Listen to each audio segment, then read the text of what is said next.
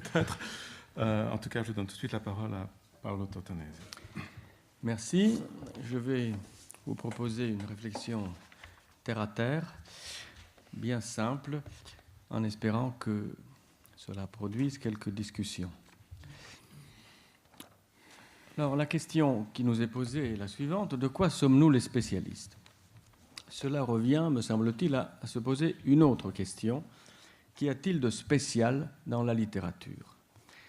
Le caractère spécial de la littérature devrait être ce qui fonde et justifie l'existence de notre spécialité et de notre communauté de spécialistes. J'arriverai à cette dernière question, qu'y a-t-il de spécial dans la littérature, par un détour à travers la vieille question des disciplines et de l'interdisciplinaire.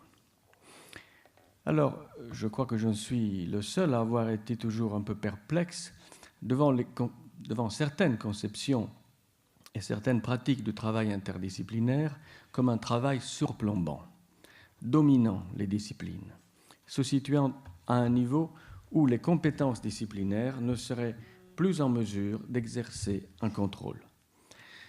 Je crois que le culte de l'interdisciplinarité, qui a bel et bien existé, tel que nous l'avons vécu dans le monde universitaire depuis 40 ans, peut-être un peu plus, 50 ans, est lié historiquement à la critique du pouvoir mandarinal.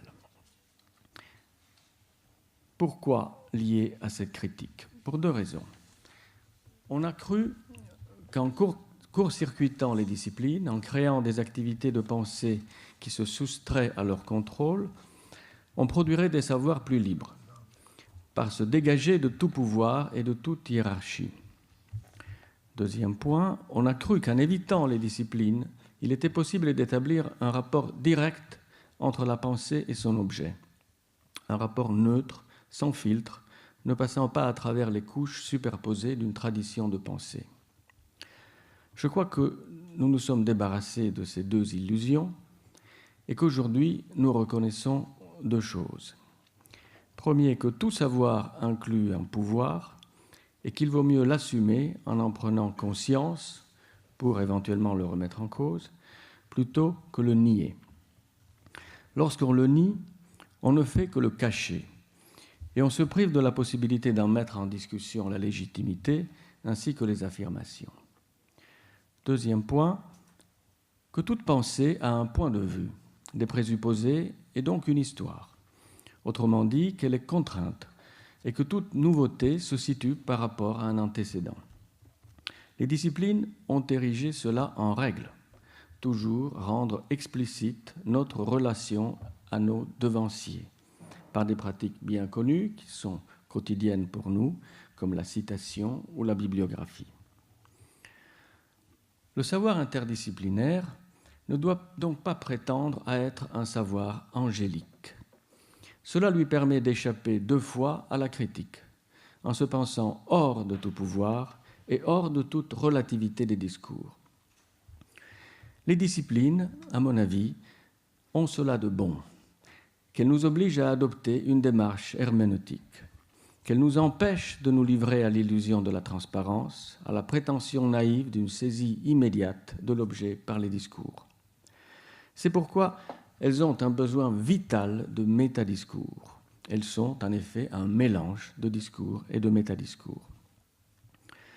Autrement dit, il y a dans le savoir disciplinaire une dynamique complexe qui fait interagir les questions et les réponses.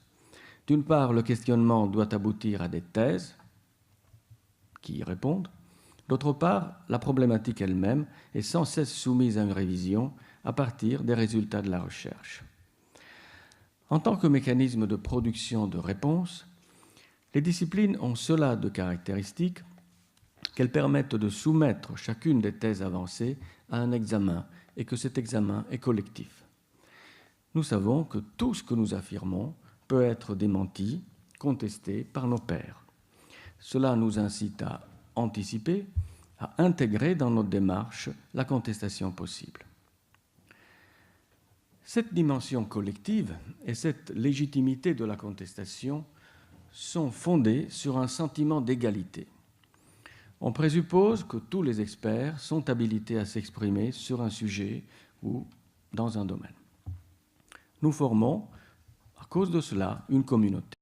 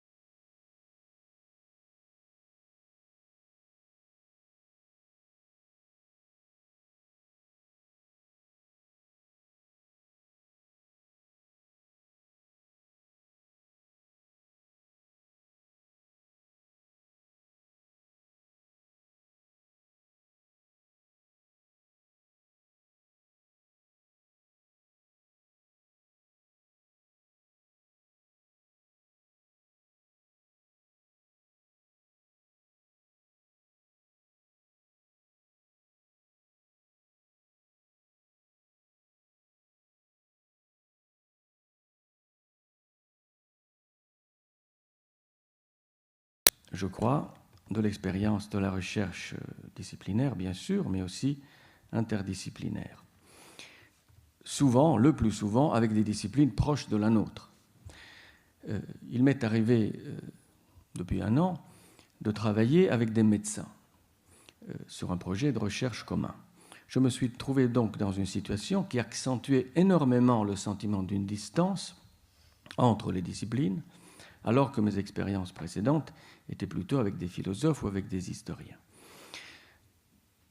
Alors, quand nous discutons avec ces médecins au cours de nos séminaires, ce qui apparaît fortement, surtout, c'est que nous ne pouvons guère contester leurs affirmations, comme eux ne peuvent pas contester les nôtres. L'échange fonctionne donc uniquement comme une circulation d'acquis des différentes disciplines. Ces acquis et cette circulation sont parfois extrêmement utiles. Chacun ne peut que s'emparer des affirmations de l'autre s'il les trouve aptes à s'inscrire dans son propre discours ou à alimenter une remise en cause de ses présuppositions. Mais personne ne peut rentrer dans le vif d'une discussion sur la validité de ces affirmations elles-mêmes. Certes, cela est beaucoup plus visible lorsqu'un littéraire discute avec un médecin que lorsqu'un littéraire discute avec un philosophe. Mais au fond, ce n'est qu'une question de degré. Or, est-ce cela ce que nous appelons la spécialité? Être spécialiste, est-ce être dans la posture intellectuelle et institutionnelle qui nous permet de contester l'affirmation d'un autre spécialiste? Et réciproquement, être non spécialiste, ce qui nous empêche de contester, ce qui nous ferme la bouche. Cette impossibilité de la contestation, c'est ce qui a souvent paru comme la conséquence d'un abus de pouvoir, d'une sorte de despotisme. L'enfermement des disciplines a pu passer pour l'institutionnalisation d'un privilège. Il est clair que cet enfermement, c'est ce qui est contesté aujourd'hui par le pouvoir politique, comme il était autrefois mis en cause par les mouvements contestateurs des années 60 et 70. Il y a là un renversement historique qui a quelque chose de cocasse. L'idéologie de l'évaluation par les usagers non experts, qui seraient les représentants d'une société réclamant ses droits contre les sectes universitaires, repose sur des présupposés libertaires et égalitaires, mais valide et légitime l'opération des appareils d'État qui veulent orienter rigoureusement la recherche et l'enseignement. Mais je quitte rapidement le terrain de la politique pour revenir à nos problèmes disciplinaires. Revenons à la discussion entre professeurs de littérature et professeurs de médecine et à ce sentiment d'extranéité que j'ai évoqué.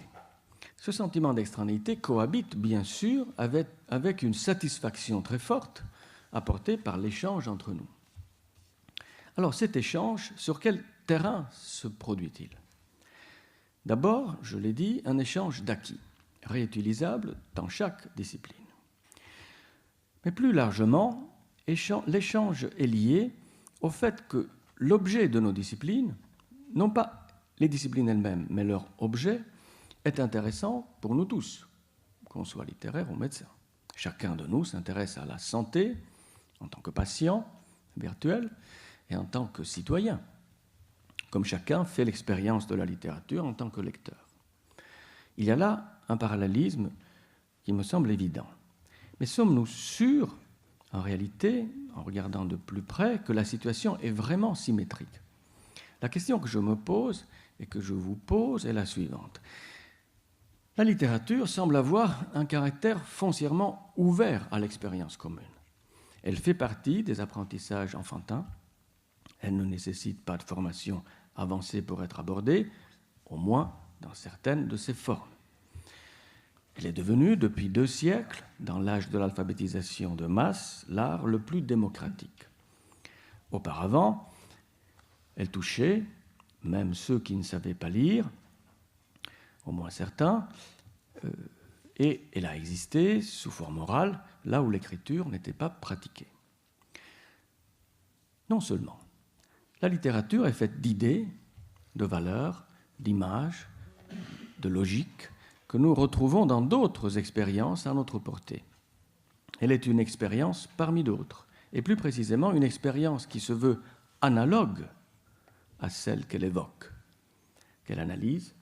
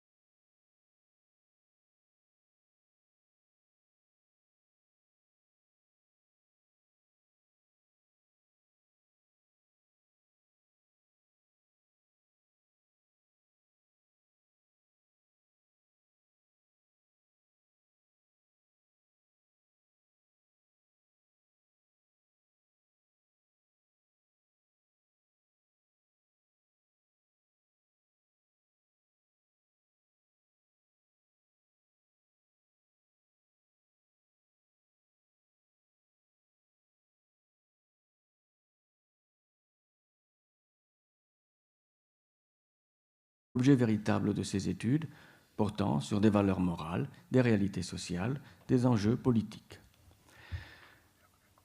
Pour conclure, où faut-il trouver le chaînon qui va permettre de penser simultanément la singularité de la littérature et sa banalité, si vous me passez le mot, son appartenance à une expérience plus vaste dont elle ne constitue qu'un élément? C'est, je crois, la question que nous devons nous poser. C'est l'enjeu principal, puisque nous ne pouvons pas nous permettre de renoncer à sa spécificité, sans quoi notre discipline devient indéfendable, mais nous ne pouvons pas non plus renoncer au caractère commun, ouvert à tous, de l'expérience littéraire, sans quoi notre discipline perd tous ses enjeux aux yeux de la société.